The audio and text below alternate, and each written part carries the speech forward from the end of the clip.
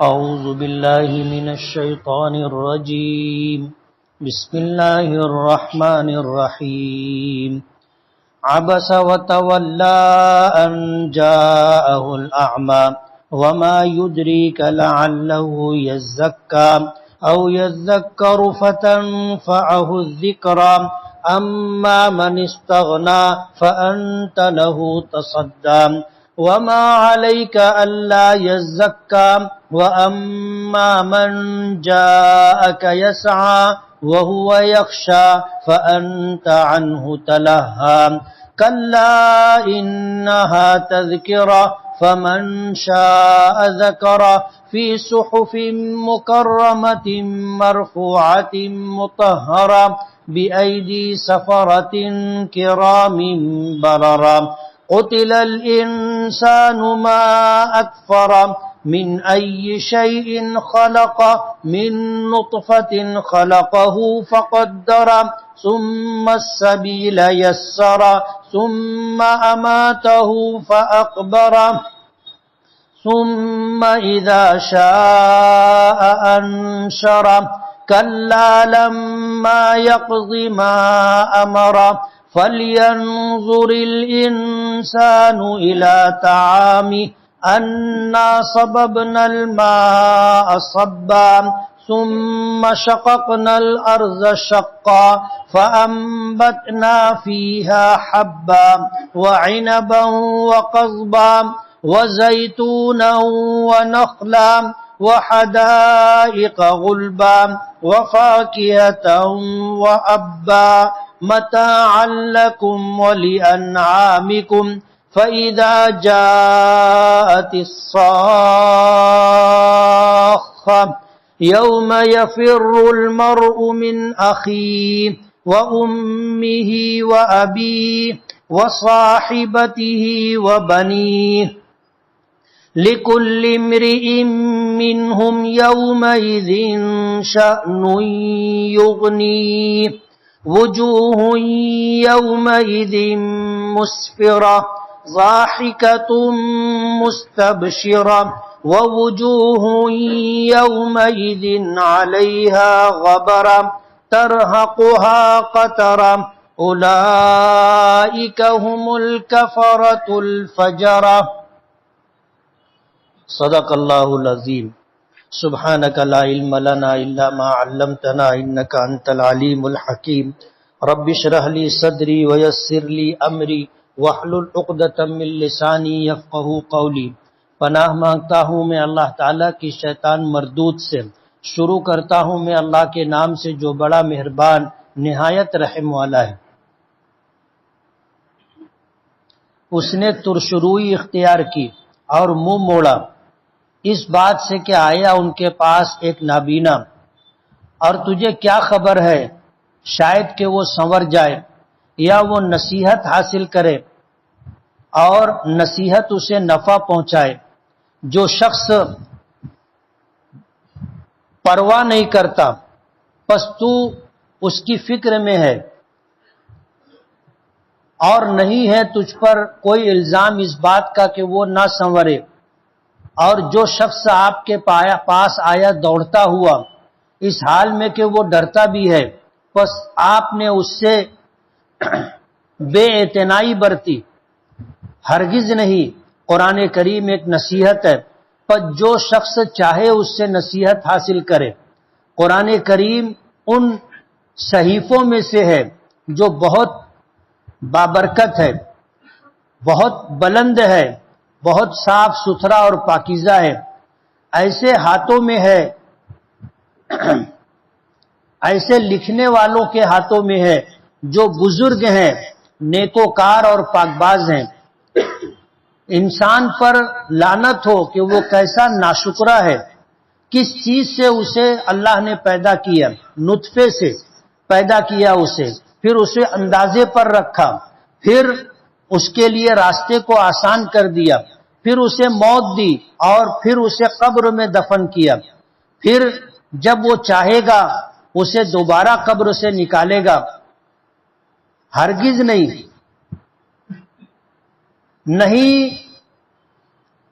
پورا کیا اس شخص نے اس بات کو جس بات کا اسے حکم دیا تھا اللہ پاک نے.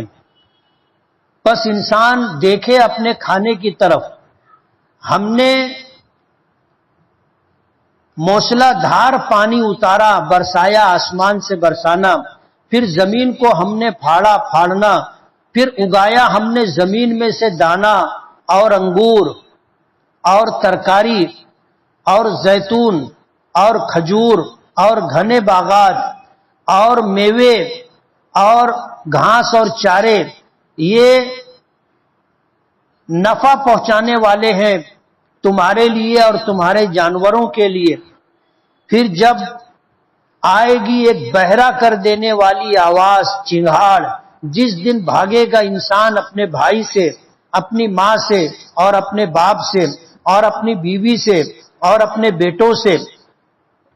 ہر انسان کے لیے ان میں سے اس دن ایک حالت ہوگی جو اسے بے پرواہ کر دے گی اس سے.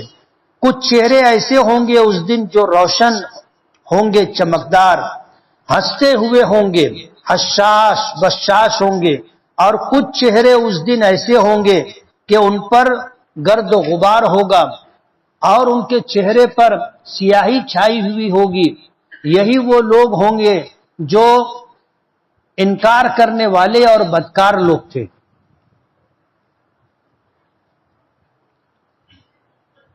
یہ 30ویں پارے کی تیسری سورت ہے، سورہ عبس.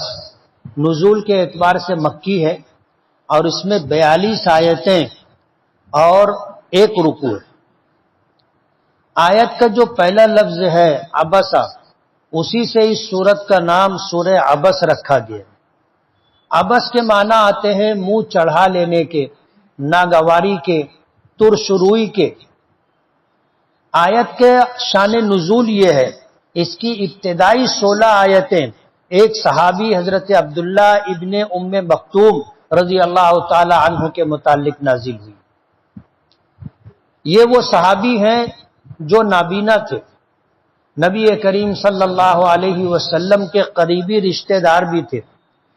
حضور پاک صلی اللہ علیہ وسلم کی پہلی بیوی ام المومنین حضرت خدیجۃ الکبریٰ رضی اللہ تعالی عنہا کے چچا زاد بھائی تھے.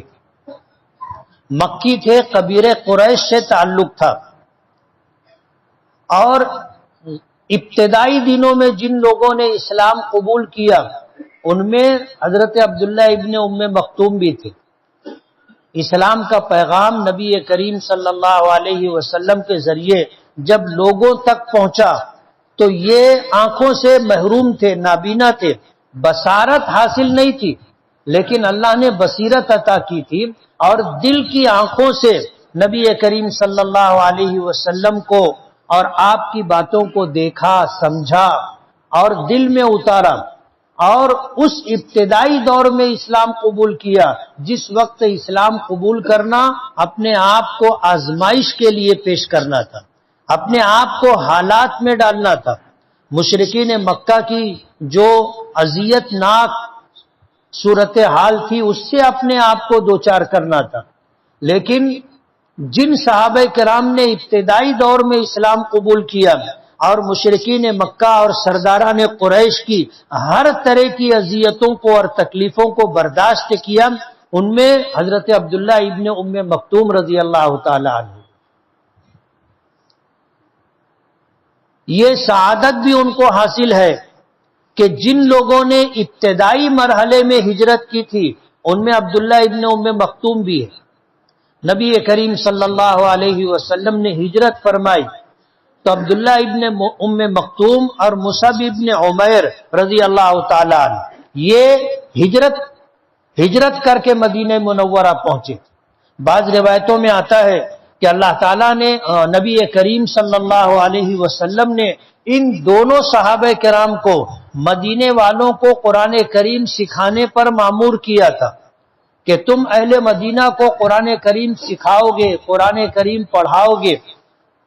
تو اہل مدینہ کو قرآن کریم پڑھانے والے جو ابتدائی دور کے صحابہ ہیں ان میں عبداللہ ابن ام مکتوم اور مصعب ابن عمیر بھی. ان کو یہ مقام بھی حاصل رہا کہ نبی کریم صلی اللہ علیہ وسلم جب غزوات کے لیے مکے سے لشکر لے کر کے نکلتے تھے تو مکے میں اپنی جگہ جن کو ذمہ دار بناتے تھے اور مدینے کا نگراں مقرر کرتے تھے وہ عبداللہ ابن ام مکتوم بھی تھے۔ حضور پاک صلی اللہ علیہ وسلم نے جتنے غزوات کیے 10 سے زائد غزوات ایسے ہیں کہ آپ مدینے سے گئے تو آپ نے نگراں مدینے والوں کے لیے عبداللہ ابن ام مکتوم کو مقرر کیا۔ نابینا ہونے کی وجہ سے یہ جنگ میں نہیں جا سکتے تھے، دکھائی نہیں دیتا تھا، اس لیے یہ بظاہر غزوات سے محروم رہے، لیکن نبی کریم صلی اللہ علیہ وسلم نے جو ذمہ داری دی تھی وہ اتنی بڑی تھی کہ اپنا مقام ان کو دیا تھا۔ مدینے کے ذمہ دار، مدینے کے نگراں، لوگوں کے حاکم نبی کریم صلی اللہ علیہ وسلم تھے۔ آپ غزوات میں جاتے تھے تو عبداللہ ابن ام مکتوم کو اپنا نائب بنا کر کے جاتے تھے۔ یہ معمولی بات نہیں۔ حضور پاک صلی اللہ علیہ وسلم کی مؤذنین میں جہاں حضرت بلال ابن رباح رضی اللہ تعالی عنہ کا نام آتا ہے وہیں عبداللہ ابن ام مکتوم بھی تھے۔ جب حضور پاک صلی اللہ علیہ وسلم مدینے میں آپ کو نگراں مقرر کر کے چلے جاتے تھے تو یہ مسلمانوں کو نماز بھی پڑھایا کرتے تھے، یعنی حضور کے مصلی پر مسجد نبوی میں کھڑے ہونے کا شرف اور فضیلت بھی عبداللہ ابن ام مکتوم کو حاصل ہے۔ تو یہ کوئی معمولی صحابی نہیں تھے، اللہ نے بہت بلند مقام عطا کیا تھا، اور مکے میں ابتدائی دور میں اسلام قبول کرنے والے صحابی حضور کے قبیلے قریش سے تعلق ہے، مکے کے ہونے کی وجہ سے مکی ہیں، اور حضرت خدیجۃ الکبریٰ رضی اللہ تعالی عنہا کے چچا زاد بھائی ہیں۔ اس اعتبار سے حضور کے نسبتی برادر تھے، جس کو ہم لوگ سالہ کہتے، برادر نسبتی تھے، قریبی رشتہ دار تھے۔ اس سورت کا شان نزول یہ ہے کہ ایک مرتبہ نبی کریم صلی اللہ علیہ وسلم مکے کے سرداروں کو سمجھا رہے تھے۔ بڑے بڑے جو سردار تھے، عتبہ ہے، ربیہ ہے، اور اس طرح کے جو لوگ تھے، وہ حضور پاک صلی اللہ علیہ وسلم کے پاس بیٹھے ہوئے تھے، اور اللہ کے رسول صلی اللہ علیہ وسلم انہیں دین اسلام کی بنیادی باتیں بتا رہے تھے، سمجھا رہے تھے، اور وہ لوگ توجہ سے سن بھی رہے تھے۔ اور حضور کی منشا اور چاہت یہ تھی کہ اگر مشرکین مکہ یہ سرداران قریش ایمان قبول کر لیں گے تو میرے جو صحابہ ایمان قبول کر چکے ہیں اور ان پر جو اذیت اور تکلیف مکے والے ڈال رہے ہیں، ان کے اسلام قبول کر لینے کی وجہ سے اس مصیبت اور تکلیف و پریشانی سے نجات مل جائے گی، مجھے بھی اور ایمان قبول کرنے والے میرے صحابہ اور میرے ساتھیوں کو بھی۔ گفتگو ہو رہی تھی، عبداللہ ابن ام مکتوم کسی کے سہارے سے آ گئے۔ یہ نابینا تھے، ظاہر بات ہے مجلس میں کون بیٹھا ہوا ہے انہیں دکھائی نہیں دے رہا تھا، حضور بیٹھے ہوئے ہیں اس بات کی اطلاع ان کو تھی۔ اللہ کے رسول صلی اللہ علیہ وسلم کی مجلس میں آئے اور آ کر جب حضور سے مخاطب ہوئے تو حضور خاموش ہو گئے اور عبداللہ ابن مکتوم کی طرف متوجہ ہوئے، اس لیے کہ دوران گفتگو وہ آ گئے تھے۔ عبداللہ ابن ام مکتوم نے قرآن کریم کی ایک آیت کا معنی و مفہوم سمجھنا چاہا اور تذکرہ کیا۔ حضور کو یہ بات ناگوار گزری، اور ناگوار اس لیے گزری کہ یہ مشرکین مکہ اور سرداران قریش ملتے نہیں تھے کہ ان کو سمجھایا جائے۔ آج اتفاق تھا کہ وہ حضور کے ساتھ مجلس میں بیٹھے ہوئے تھے اور حضور کی باتیں توجہ سے سن رہے تھے، اور یہ بہت اہم موقع، بہت اہم مجلس تھی۔ اس میں عبداللہ ابن ام مکتوم نے آ کر کے بیچ میں گفتگو شروع کی تو حضور کو ناگوار گزرا۔ ابسا، اللہ پاک فرماتے ہیں کہ میرے محبوب آپ نے ترشروئی اختیار کی اور ناگواری کا اظہار کیا، وتولا، اور آپ نے عبداللہ ابن ام مکتوم کی طرف سے بے رخی اختیار کی، منہ موڑ لیا. ان جاءہ الاعمی، اس لیے کہ آپ کے پاس ایک نابینا آ گیا تھا.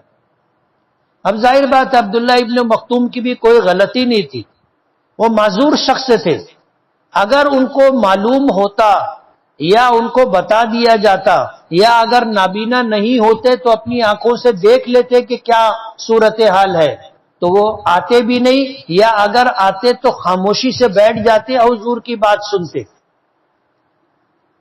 یہ وہ صحابی ہیں جن کے آنے پر حضور کو ناگواری ہوئی اور آپ نے ترشروئی اختیار کی، اعراض کیا، منہ موڑا، بے رخی اختیار کی، بے توجہی کی. اللہ پاک کو یہ بات پسند نہیں آئی.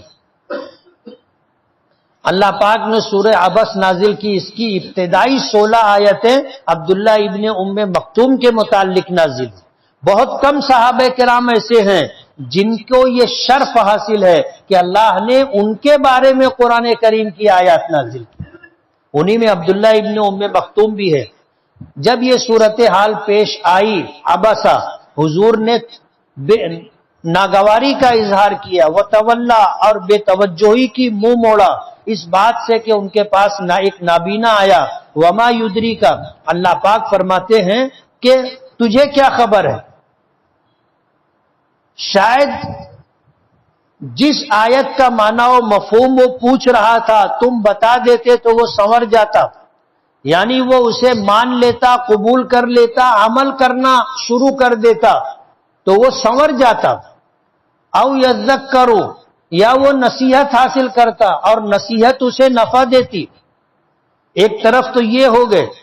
اما من استغنا، اور جو شخص آپ کی پرواہ نہیں کرتا، آپ کی باتوں کو سنتا نہیں ہے، آپ سے بے رخی اور بے توجہی اختیار کرتا ہے، تو آپ اس کی فکر میں پڑے ہیں. فأنت لہو تصدی، آپ اس کے لیے فکر کرتے.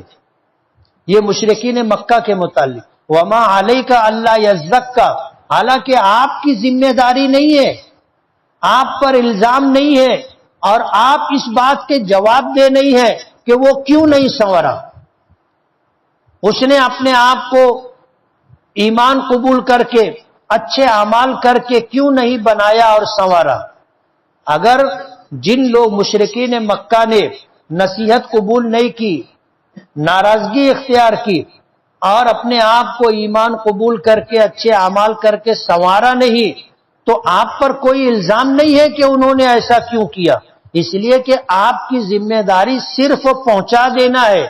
آپ نبی ہیں، رسول ہیں، آپ کی ذمہ داری دعوت و تبلیغ ہے. قبول کرنا نہ کرنا سامنے والوں کی مرضی ہے اور اختیار کی بات ہے. وہ قبول کریں گے ان کو فائدہ ہوگا، نہیں قبول کریں گے آپ پر کوئی الزام نہیں ہے.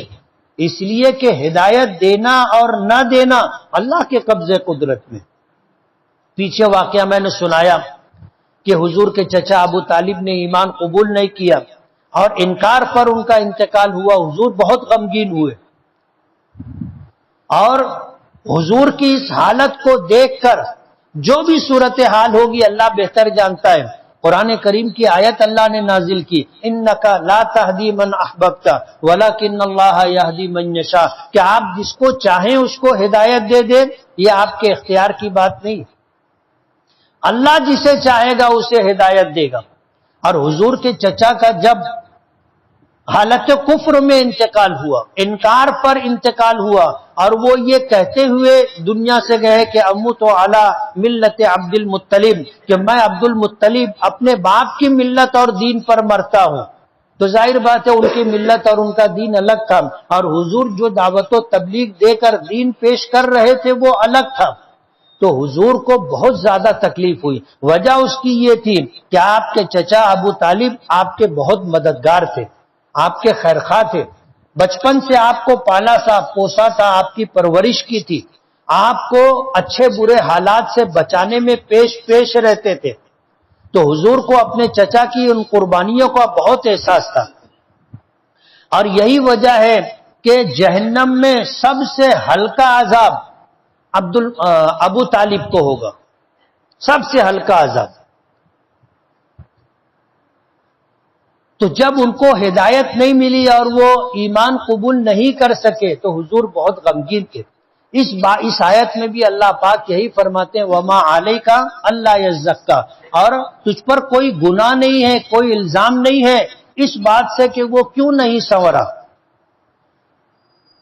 واما من جاءک یسعی، اور بہرحال جو شخص آپ کے پاس دوڑتا ہوا آیا یعنی لپک کر کے آیا، وہو یخشی، اور وہ اللہ سے ڈر بھی رہا ہے، اس کے دل میں اللہ کا خوف ہے، وانت عنہ تلہا، بس آپ اس سے تغافل برتتے ہیں، بے اعتنائی، بے رخی اختیار کرتے ہیں۔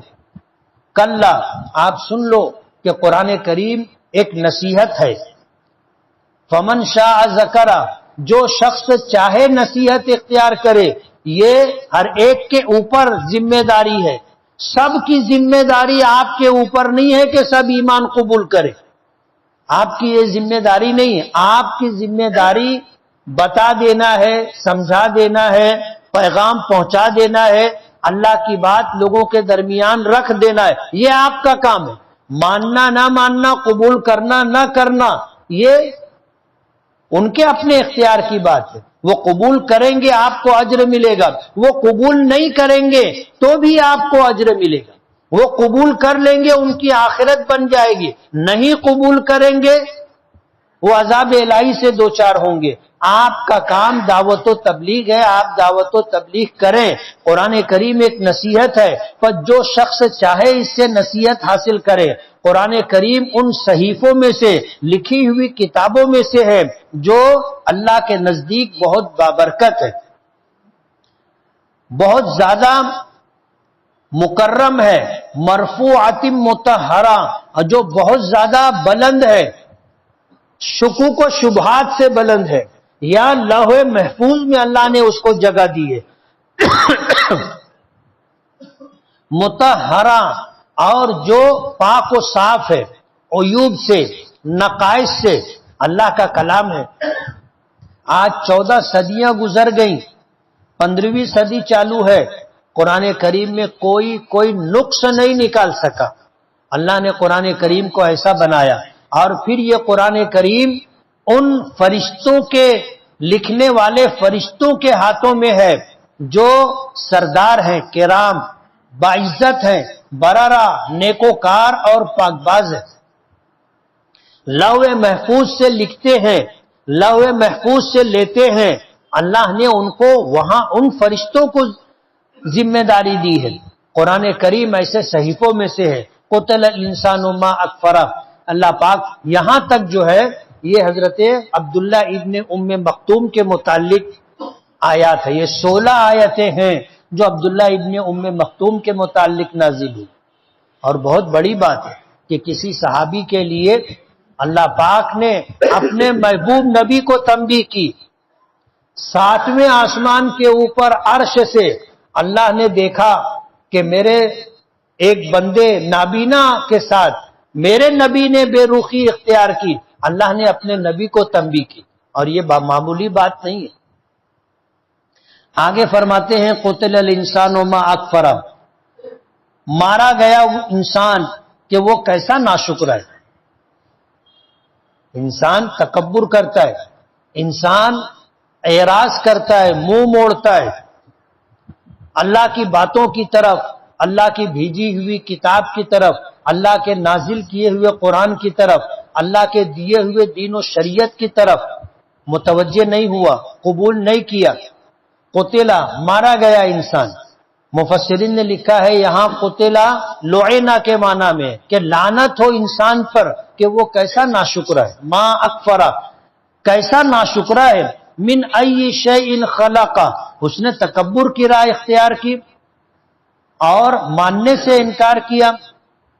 اللہ پاک فرماتے ہیں کس چیز سے اللہ نے اسے پیدا کیا ہے؟ من نطفۃ، ایک ناپاک منی کے قطرے سے اللہ نے اسے پیدا کیا۔ فقدرہ، اور جب اسے ماں کے پیٹ میں وجود عطا کیا، اللہ نے اس کی تخلیق کا، پیدائش کا، وجود کا فیصلہ کیا۔ فقدرہ، تو اللہ نے اس کے لیے ایک اندازہ مقرر کیا، اللہ نے اس کو سنوارا، بنایا، ماں کے پیٹ میں تھا، اللہ نے پورا جسم بنایا، سر بنایا، بال بنائے، آنکھ بنائی، بھویں بنائی، پلکیں بنائی، ناک بنائی، کان بنائے، چہرہ بنایا، شانے بنائے، دونوں ہاتھ بنایا، سارے اعضائے رئیسہ اللہ نے بنائے، پیر بنائے، ایک عجیب و غریب خلقت اللہ پاک نے عطا کی۔ ماں کے پیٹ میں انسان کو ایسا بنانے والا کون؟ اللہ ہے۔ من نطفۃ خلق فقدر، اسے نطفے سے پیدا کیا اور پھر اس کو ایک اندازے پر رکھا، ثم السبیل یسر، پھر اللہ نے اس کے لیے راہ آسان کر دی۔ مفسرین نے اس کی دو تفسیر کی ہے، ایک تو یہ کہ اس کی پیدائش کے لیے راستہ اللہ نے کشادہ کر دیا، اور جس راستے سے وہ پیدا ہوا اللہ نے وہاں سے اس کی پیدائش کو آسان کر دیا۔ یہ اللہ کی قدرت ہے۔ بچہ پیدا ہوتا ہے، اللہ اس کے لیے آسانی پیدا کر دیتا ہے، لیکن ماں کو اتنی تکلیف ہوتی ہے، ماں کو اتنی تکلیف ہوتی ہے کہ بسا اوقات اس کا انتقال ہو جاتا ہے۔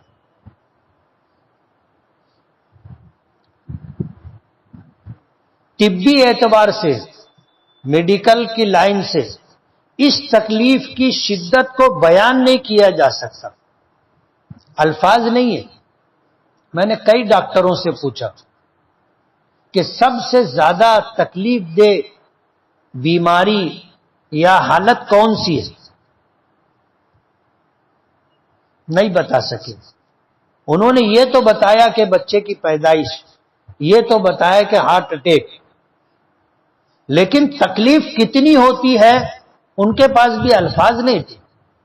بس یہی کہا کہ یہ اتنا شدید درد ہوتا ہے اور یہ مرحلہ اتنا تکلیف دہ ہوتا ہے کہ بسا اوقات دم اکھڑ جاتا ہے، سانس رک جاتی ہے، آدمی انتقال کر جاتا ہے۔ ایک ڈاکٹر مجھ سے کہنے لگے کہ ماضی میں عذاب دینے کا ایک ایسا طریقہ تھا کہ ایک خانہ ہوتا تھا اور اس میں میخیں چاروں طرف سے ہوتی تھی، اور آدمی کو اس میں کھڑا کر کے دونوں طرف سے اس طرح کر کے اس کو ٹائٹ کرنا شروع کر دیتے تھے، تو سر سے لے کے پیر تک اس میں ایسے میخیں گھستی تھی۔ تو کتنی تکلیف ہوگی، بچے کی پیدائش کے موقع پر ماں کو ایسی تکلیف ہوتی۔ ایک ڈاکٹر کہنے لگے کہ جیسے کسی آدمی کو شکنجے میں کسا جاتا ہے یا سیگڑا ہوتا ہے، سیگڑے کے اندر اگر پورا جسم ڈال کر ٹائٹ کیا جائے تو کیا حالت ہوگی اس کی۔ ایک ڈاکٹر صاحب کہنے لگے کہ کسی کے دل کو اگر پوری طاقت کے ساتھ آدمی اس طرح پکڑ لے تو اس کی تکلیف کی شدت کیا ہوگی۔ ہر ایک کا اپنا انداز ہے، لیکن صحیح معنوں میں اس تکلیف کی شدت کو بیان کرنے کے لیے الفاظ نہیں۔ اسی لیے ایک صحابی تھے، نبی کریم صلی اللہ علیہ وسلم سے پوچھا کہ کس کا حق زیادہ ہے، ماں کا یا باپ کا؟ تو فرمایا ماں کا۔ پوچھا پھر کس کا؟ فرمایا کہ ماں کا۔ پھر پوچھا کس کا؟ فرمایا ماں کا۔ پھر پوچھا کس کا؟ تو فرمایا باپ کا۔ اسی لیے ماں کا حق باپ کے مقابلے میں 3 گنا زیادہ ہے، اور یہی وجہ ہے کہ اللہ نے ماں کو یہ مقام دیا ہے کہ اس کے قدموں کے نیچے جنت ہے۔ الجنت تحت اقدام الامہات، ماؤں کے قدموں کے نیچے اللہ نے جنت کو رکھا ہے۔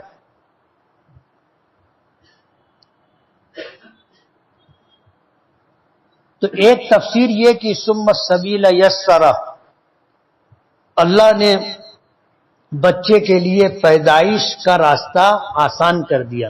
بچہ پیدا ہوتا ہے اس کو تکلیف نہیں ہوتی، بچہ پیدا ہوتا ہے اس کو تکلیف نہیں ہوتی، تو اس کی جان ہی اتنی تھی، اگر اس کو تکلیف ہوتی تو بچہ پیدا ہوتے ہی مر جاتا، پیدا ہوتے ہوتے مر جاتا۔ لیکن اللہ نے کیا اس کی قدرت ہے، ثم السبیل یسر، اللہ نے راستہ اس کے لیے آسان کر دیا۔ بچہ پیدا ہوتا ہے، بچے کو تکلیف نہیں ہوتی، ماں کو اتنی تکلیف ہوتی ہے کہ بسا اوقات اس کا دم اکھڑ جاتا ہے۔ ایک صحابی کہنے لگے کہ ماں کا حق کس طرح ادا ہوگا؟ اگر ماں کو میں اپنی پیٹھ پر لاد کر کے اپنے گھر سے مکہ مکرمہ پیدل جاؤں اور پورا حج پیٹھ پر لاد کر کے میں مینا، عرفات، مزدلفہ، مینا، یہ 5 دن ماں کو اپنی پیٹھ پر لاد کر کے سب طرف لے آؤں، ماں کا حق ادا ہو جائے گا؟ فرمایا نہیں۔ اور جو بات حضور نے فرمائی وہ میں بتانا چاہتا ہوں۔ حضور نے فرمایا کہ تیری پیدائش کے وقت درد کی شدت سے جو پہلی آہ تیری ماں کے منہ سے نکلی تھی اس کا حق بھی ادا نہیں ہوگا۔ لیکن یہ اللہ کی قدرت ہے کہ بچہ پیدا ہوتا ہے، اللہ نے اس کی پیدائش کو بچے کے لیے آسان کر دیا۔ بعض مفسرین نے اس کی تفسیر کی ثم السبیل یسرا، اللہ پاک نے اس بچے کے لیے خیر اور شر کی راہ پسند کرنا، اختیار کرنا آسان کر دیا۔ آج اگر کوئی خیر کے راستے پہ جانا چاہے کوئی دقت اور تکلیف کی بات نہیں، ایک طرف نیکی کا راستہ ہے، ایک طرف بدی کا راستہ ہے، نیکی کے راستے پر جانا چاہے جا سکتا ہے، اللہ نے اس کے لیے راستے آسان کر دیے۔ یہی وجہ ہے کہ ایک موقع پر نبی کریم صلی اللہ علیہ وسلم نے فرمایا کہ انسان کے سامنے دونوں راستے، خیر کی بھی شر کی بھی، اور اس کو اختیار دیا گیا ہے کہ وہ جس راستے پر جانا چاہے جا سکتا ہے۔ حضور نے جو بات ارشاد فرمائی وہ یہ کہ آدمی اگر اپنے متعلق یہ سمجھنا چاہے کہ اللہ نے اس کے لیے جنت مقدر کی ہے یا جہنم مقدر کی ہے، یا اللہ نے اس کے لیے بھلائی اور خیر مقدر کی ہے یا شر اس کے لیے مقدر کی گئی ہے، تو وہ یہ دیکھے کہ اس کے لیے نیکی کرنا آسان ہے یا گناہ کرنا آسان ہے۔ اگر نیکی کرنا اس کے لیے آسان ہے تو اسے سمجھ لینا چاہیے کہ اللہ نے اس کے لیے بھلائی مقدر کی، جبھی اس کے لیے نیکی آسان ہے۔ نماز کے لیے مسجد آنا آسان ہے، جماعت سے نماز پڑھنا آسان ہے، مسجد میں دل لگ رہا ہے، رکنا اس کے لیے آسان ہے، تلاوت کرنا آسان ہے، صدقہ دینا آسان ہے، اس پر بوجھ نہیں ہے، تو اللہ نے اس کے لیے بھلائی اور خیر مقدر کی۔ اور اگر خدا نہ خواستہ اس کے لیے گناہ آسان ہے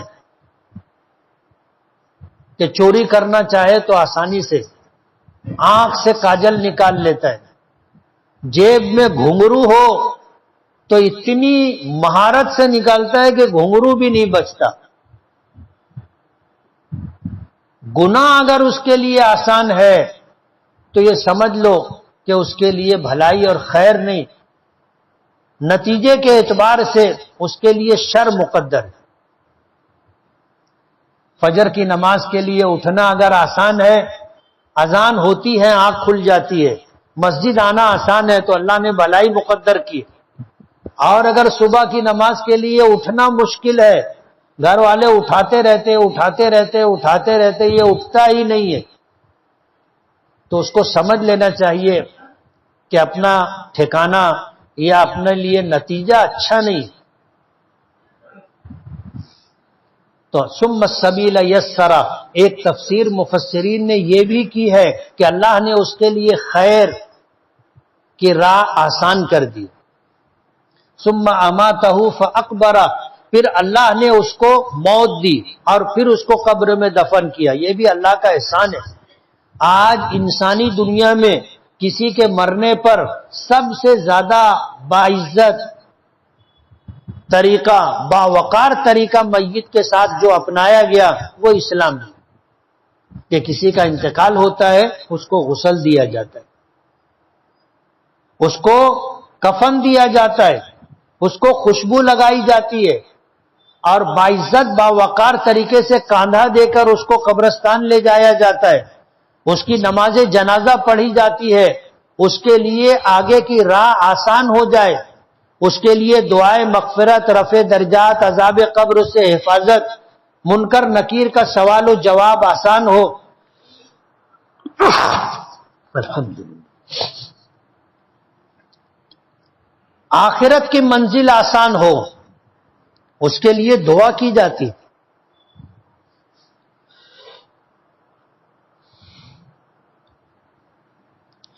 الحمدللہ،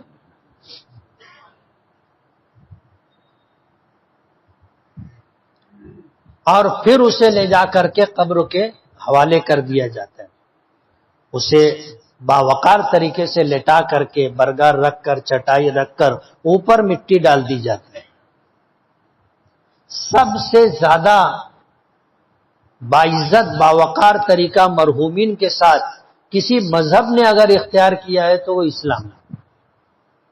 دوسرے مذاہب میں کیا ہے آپ کو پتہ ہے؟ ان کے ساتھ کیا ہوتا ہے آپ کو خبر ہے؟ بعض مذاہب میں ایسا ہے کہ لاش کو کھلے میں رکھ دیتے، گدھ لوگ، پرندے، چیل، کوے، وہ آ کر نوچ نوچ کر کے کھاتے، لاش ایسے ہی ڈال دی جاتی۔ کچھ لوگ ایسے ہوتے ہیں کہ پھر لے جاتے ہیں اور اپنے ہاتھوں سے اس کو جلا ڈالتے۔ سب سے باعزت اور باوقار طریقہ میت کے لیے اسلام نے اختیار کیا، فَأَقْبَرَ، کہ اس کو دفن کیا جاتا ہے، ثُمَّ إِذَا شَاءَ أَنشَرَ، پھر جب اللہ چاہے گا اسے قبر سے نکالے گا، دوبارہ زندہ کرے گا۔ کَلَّا لَمَّا يَقْضِ مَا أَمَرَ،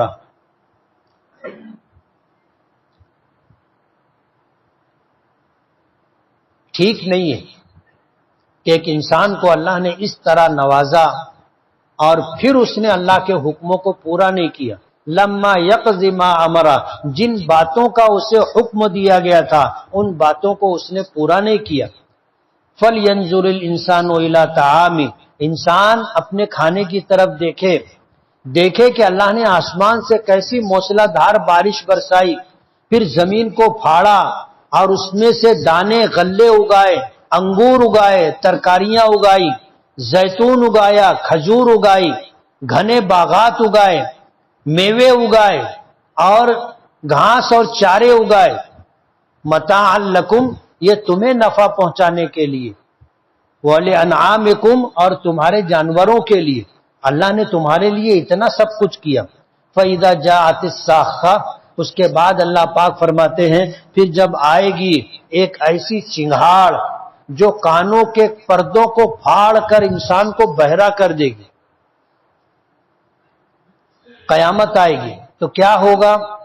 یوم یفر المرء من اخیہ، لوگ مر جائیں گے، اللہ قبروں سے دوبارہ اٹھائے گا، میدان محشر میں جمع ہوں گے، حالت یہ ہوگی کہ انسان اپنے بھائی سے بھاگے گا، وَأُمِّهِ، اپنی ماں سے بھاگے گا، وَأَبِيهِ، اپنے باپ سے بھاگے گا، وَصَاحِبَتِهِ، اور اپنی بیوی سے بھاگے گا، وَبَنِيهِ، اپنی اولادوں سے، بیٹوں سے بھاگے گا میدان محشر میں۔ کیوں بھاگے گا؟ کیوں بھاگے گا؟ کئی وجہ مفسرین نے ذکر کی۔ ایک تو یہ کہ اس دن انسان کی حالت اتنی خراب ہوگی کہ انسان یہ چاہے گا اس حالت میں مجھے میری ماں، میرا باپ، میرا بھائی، میری بیوی، میری اولاد نہ دیکھے مجھے۔ اتنی بری حالت ہوگی میدان محشر میں۔ قبروں سے اٹھیں گے تو سب جردن مردن ہوں گے، جیسے پیدا ہوئے تھے اس حالت میں اٹھیں گے، غیر مختون، ننگے، جسم پر کپڑا نام کی ایک چندی بھی نہیں ہوگی۔ تو انسان ان لوگوں سے جو اس کو جانتے پہچانتے ہیں ان سے اپنے آپ کو دور رکھے گا، بھاگے گا، تاکہ اس حالت میں مجھے میرے لوگ نہ دیکھیں۔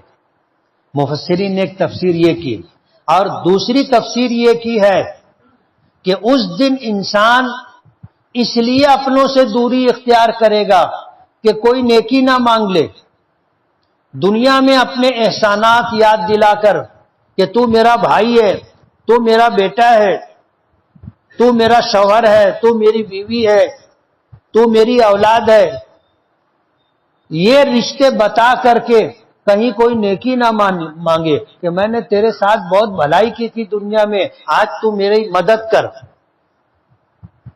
اور آدمی خود نفسی نفسی میں مبتلا ہوگا، دوسرے کی کیا مدد کرے گا؟ اس لیے اپنے جان پہچان کے لوگوں سے لوگ بھاگیں گے. لِكُلِّ امْرِئٍ مِّنْهُمْ يَوْمَئِذٍ شَأْنٌ يُغْنِيهِ. اللہ پاک فرماتے ہیں کہ اس دن ہر انسان کی ایسی عجیب حالت ہوگی کہ وہ سب سے بے نیاز ہو جائے گا، کسی کی پرواہ نہیں ہوگی، اس کو اپنی فکر پڑی ہو، میرا کیا ہوگا، میرا کیا ہوگا. اللہ پاک فرماتے ہیں وجوہ یومئذ مسفرہ، اس دن میدان محشر میں کچھ چہرے روشن اور چمکدار ہوں گے. یہ ایمان والے ہوں گے جنہوں نے دنیا میں ایمان قبول کیا اور شریعت کے تقاضوں کو پورا کیا، اللہ کے احکامات اور اپنے نبی کی سنتوں کی اتباع اور پیروی کی، تکلیفیں اٹھا لی، آرام قربان کر دیا اور اللہ کے مقابلے میں کسی کی پرواہ نہیں کی. یہ وہ لوگ ہوں گے جب میدان محشر میں انہیں نام اعمال دائنے ہاتھ میں دیا جائے گا تو انہیں اپنی نجات کا یقین ہو جائے گا کہ اب تو ہم اپنے بچ گئے، انشاءاللہ جنت ملے گی. نام اعمال دائنے ہاتھ میں آیا، یہ اصحاب یمین ہوں گے، سیدھے ہاتھ والے، جن کے متعلق اللہ پاک نے فرمایا کہ یہ جنت میں جائیں گے. تو میدان محشر میں جب نام اعمال ملے گا اور فرشتے داہنے ہاتھ میں دیں گے، آدمی کو اپنی نجات کا یقین ہو جائے گا. حساب و کتاب سے پہلے ان کی نکل پڑے گی. اللہ پاک فرماتے ہیں اس دن کچھ چہرے ایسے ہوں گے جو روشن چمکدار ہوں گے، ضاحکہ ہنستے ہوئے، مستبشرہ خوشیوں کا اظہار کرتے ہوئے، اشاش بشاش ہوں گے. وَوُجُوهٌ يَوْمَئِذٍ عَلَيْهَا غَبَرَةٌ، اور اس دن کچھ چہرے ایسے ہوں گے جن کے چہروں پر گرد غبار پڑا ہوا ہوگا، پریشان حال ہوگا، مصیبت کا مارا ہوا ہوگا. نام اعمال بائیں ہاتھ میں ملا، نام اعمال پیٹھ کے پیچھے سے دیا گیا بائیں ہاتھ میں، وہ سمجھ جائیں گے کہ اپنی تو کھٹیا کھڑی ہے، اپنی حالت بہت خراب ہے، اپنا ٹھکانہ بہت برا ہے. ظاہر بات ہے جس دن سب نفسی نفسی میں مبتلا ہوں گے اور اس دن اس کے ساتھ ایسے حالات ہوں گے تو وہ سمجھ جائے گا کہ اپنے لیے تباہی و بربادی. چہرہ غبار آلود ہوگا، ترحقها قطرہ، اور چہرے پر سیاہی چھائی ہوگی. آدمی خوش ہوتا ہے چہرہ چمکتا ہے، اور جب آدمی بہت مصیبت اور تکلیف میں ہوتا ہے تو چہرہ کیسا ہوتا ہے آپ نے دیکھا ہوگا تو آپ کو پتا ہوگا، اترا ہوا، مرجھایا ہوا، چہرے پر سیاہی چھائی ہوئی، ساری چہرے کی رونق چمک دمک سب ختم ہو جاتی ہے. اللہ پاک فرماتے ہیں اولئک هم الکفرۃ الفجرہ، یہ لوگ جن کے چہرے غبار آلود ہوں گے، گرد آلود ہوں گے، جن کے چہرے سیاہ ہوں گے، جن کے چہرے کی رونق ختم ہو چکی ہوگی، اولئک، یہ وہ لوگ ہوں گے الکفرۃ الفجرہ، جنہوں نے نہ ماننے والا راستہ اختیار کیا تھا، کفر کی راہ اختیار کی تھی. کفرہ انکار کرنے والے، الفجرہ گناہ کرنے والے، بدکاری بد عملی کرنے والے، یہ لوگ ہوں گے جو میدان محشر میں ایسے ہوں گے.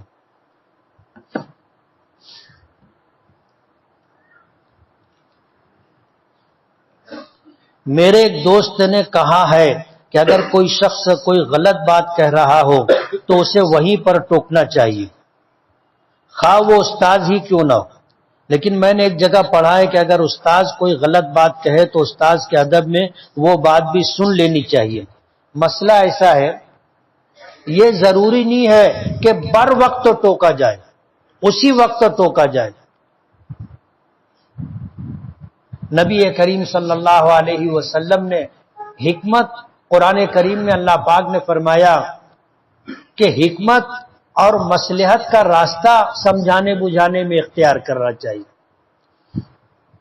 وَمَنْ أَحْسَنُ قَوْلًا مِّمَّنْ دَعَا إِلَى اللَّهِ، اس سے اچھی بات کس کی ہو سکتی ہے جو اللہ کی طرف، اللہ کے دین کی طرف، بھلائی کی طرف بلائے. اور میدان محشر میں اللہ پاک اپنے بندوں کے بھی ساتھ ایسا معاملہ کریں گے کہ سب کے سامنے ان کے عیوب ظاہر ہوں، ان کی کوتاہی سامنے آئے. ایسا نہیں کریں گے، بلائیں گے اور پھر پردہ ڈالیں گے اور پھر اس کو بولیں گے تو نماز نہیں پڑھتا تھا، تو روزے نہیں رکھتا تھا، تو دنیا میں یہ غلط کام کرتا تھا. اللہ وہاں بھی ستاری کا معاملہ فرمائیں گے. تو ٹوکنے میں اب یہ فیصلہ کرنا ہمیں ہے کہ ہمارے لیے بہتر کیا ہے. اسی وقت تو ٹوک دینا بہتر ہے، یا غلطی اور عیب ایسا ہے کہ اس کو حکمت اور مصلحت کے ساتھ بعد میں سمجھایا جا سکتا ہے. یہ فیصلہ اس بات کو دیکھ کر کیا جائے گا جو بات کہی جا رہی ہے، جو کام کیا جا رہا ہے. جیسے نماز ہو رہی ہے، امام صاحب سے غلطی ہو گئی تو لقمہ دینا ہے، لقمہ دینا ہے جیسے تراویح میں دیا جاتا ہے. یہ کوئی بے عزتی کی بات نہیں. بسا اوقات ایسا ہوتا ہے کہ اگر لقمہ نہیں دیا گیا اور امام صاحب نے اسی طرح غلطی کے ساتھ پڑھ لیا تو نماز فاسد ہو جائے گی. تو برملا ٹوکنا ضروری ہے، بر وقت بتانا ضروری ہے.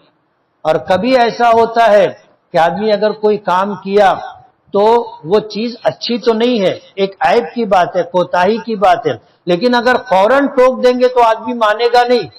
بعض لوگ ہوتے کہ ان کو ٹوکا گیا تو وہ پلٹ کے جواب دیتے نا، چل اپنا کام کر. بڑا آیا سمجھانے والا، آدمی مانتا نہیں ہے. اگر یہ اندیشہ ہو کہ میں اگر ابھی ٹوک دوں گا تو یہ مانے گا نہیں، تو نہیں ٹوکنا چاہیے. تھوڑا سا رک جاؤ، بات ختم ہو جائے گی، پھر جب موقع ملے گا کنارے لو اور آہستہ سے اس کو بولو کہ ایسا ہے، تو ہو سکتا ہے آدمی مان بھی لے. اب اس بات میں استاد اور غیر استاد کا کوئی فرق نہیں. دو سگی بہنوں کا ایک ہی شوہر ہو سکتا ہے کیا؟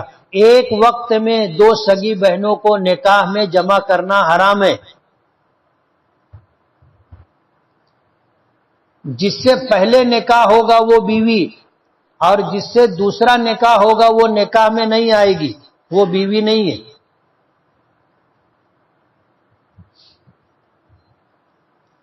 کیا 27 رجب کو حضور معراج پر گئے تھے؟ یہ پکی اور صحیح بات ہے.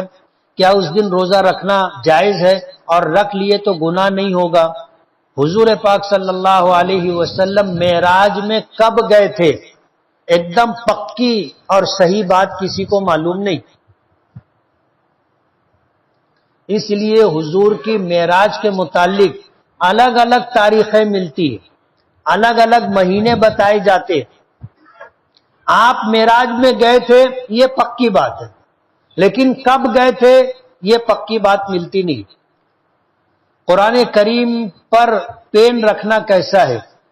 اگر ہم اس لیے رکھ رہے ہیں کہ قرآن کریم کا احترام مقصود ہے، بار بار ورق اڑتا ہے، ادھر ادھر ہوتا ہے، تو ہم نے کوئی وزن رکھ دیا، اس لیے پین رکھ دیا تاکہ قرآن کریم کے اوراق بے ترتیب نہ ہو. تو یہ تو احترام کی بات ہے، رکھ سکتے. لیکن ایسی کوئی چیز رکھنا جس سے قرآن کریم کی بے حرمتی ہوتی ہو، اس کی اجازت نہیں. مفتی سلمان ازہری صاحب نے اپنی قوم کو سمجھانے کے لیے شعر پڑھا تھا تو ان کو حراست میں لے لیا گیا، اور وہی دوسرا ہندو آدمی جو کھلم کھلا مسلمانوں کے خلاف بولتا ہے تو اس کو حراست میں کیوں نہیں لیا جاتا؟ مجھے وجہ بتائیے. ظاہر ہے کہ یہ تعصب پر مبنی ہے، اور ان لوگوں کی طرف سے اسلام اور مسلمانوں کے خلاف جو کچھ کہا جاتا ہے وہ بہت زیادہ ہے، لیکن سرکار کارروائی نہیں کرتی. یہ منہ دیکھا کام ہے کہ اپنا آدمی اگر غلط کر رہا ہے تو اس کے 100 گنا معاف. لیکن کوئی دوسرا اور پرایا اگر کوئی بات کہے تو اس کے خلاف کارروائی ہو رہی ہے. آج ہندوستان میں یہی ہو رہا ہے اور یہ ظلم ہے. اور ظلم کی زندگی زیادہ نہیں ہوتی. ظلم کے ساتھ کسی کا اقتدار، کسی کی حکومت اللہ زیادہ دن نہیں چلنے دیتا.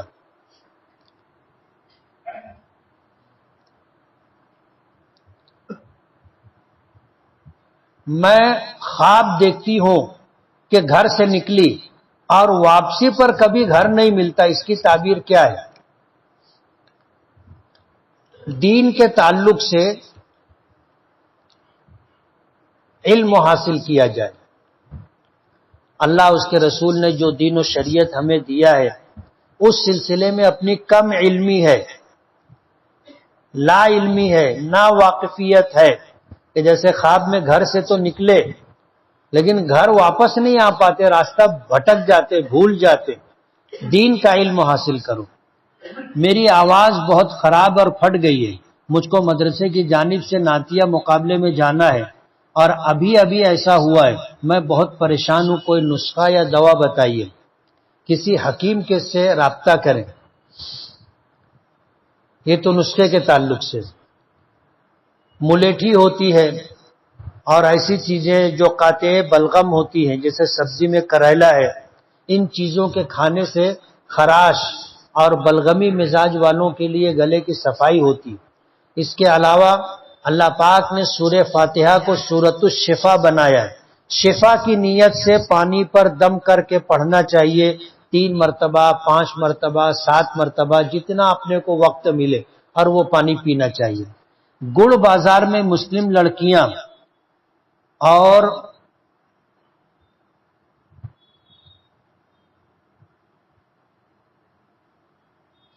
عورتیں غیر مسلم مرد کے پاس جاتی ہیں اپنے مسائل حل کے لیے. اس پر آواز اٹھائی جائے. معلومات لے لیتے ہیں، کریں آواز اٹھائیں گے انشاءاللہ. نماز میں اکثر ٹوپی گر جاتی ہے تو ٹوپی اٹھا کر دوبارہ پہن سکتے ہیں کیا؟ پہن سکتے ہیں. ٹوپی 2 طرح کی ہوتی ہے. ایک ٹوپی وہ ہوتی ہے جو ایک ہاتھ سے پہنی جا سکتی تو وہ پہن سکتے ہیں، اور ایک ٹوپی وہ ہوتی ہے جو ایک ہاتھ سے نہیں پہن سکتے، وہ ٹوپی نہیں پہنیں گے. کسی عمل کے لیے اگر نماز میں دونوں ہاتھ استعمال کیے گئے تو فقہا نے لکھا ہے کہ یہ عمل کثیر ہے، اس سے نماز فاسد ہو جائے گی. بد نگاہی سے بچنے کا کوئی وظیفہ سورہ اخلاص 25 مرتبہ پڑھ کر اپنے سینے پر دم کرنا چاہیے، اور یہ سمجھنا چاہیے کہ یہ گناہ بے لذت ہے. کیا ہے؟ گناہ بے لذت. کسی عورت کو اگر تم نے دیکھ لیا وہ بہت حسین و جمیل بھی ہے تو تم کو ملا کیا؟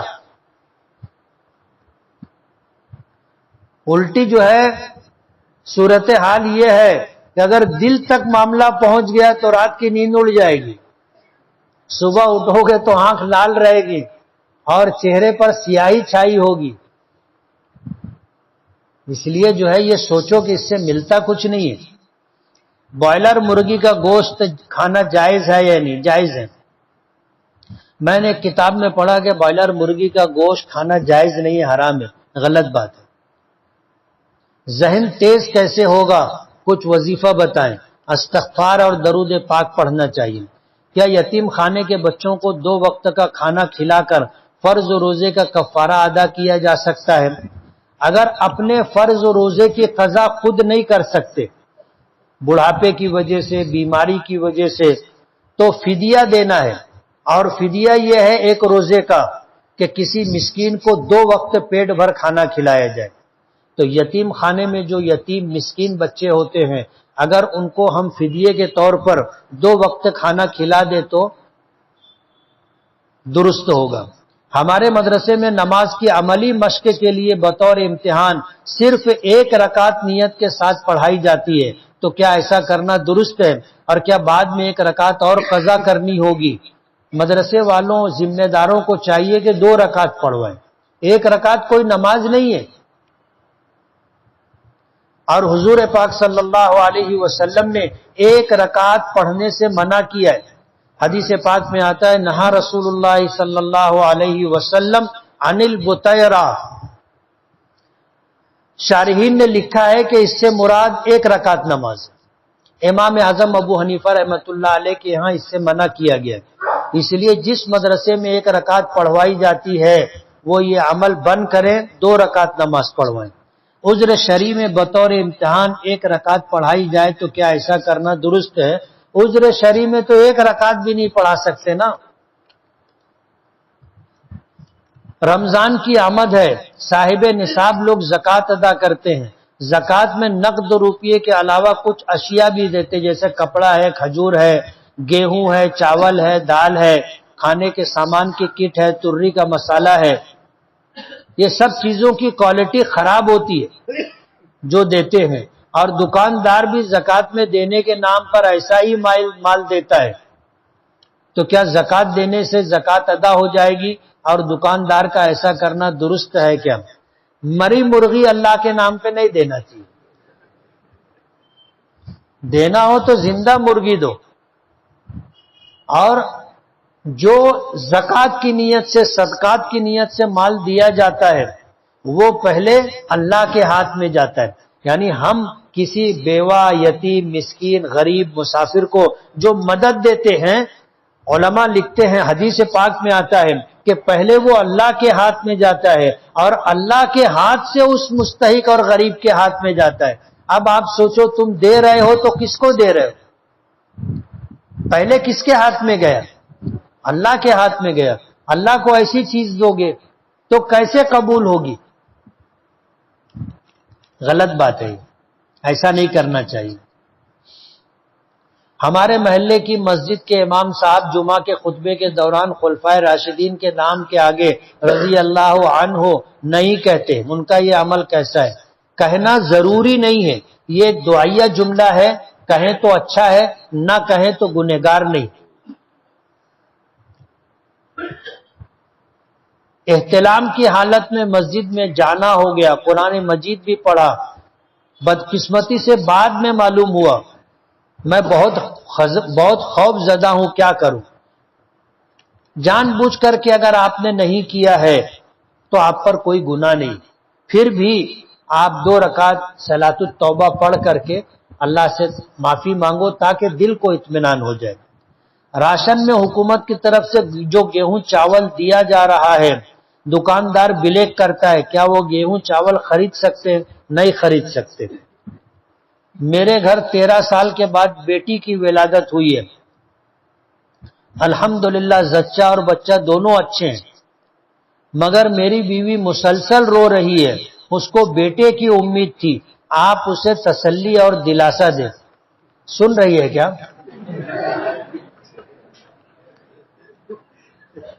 یا وہ ہو سکتا ہے بعد میں جیسے وائرل ہوتا ہے تو سنتی ہے۔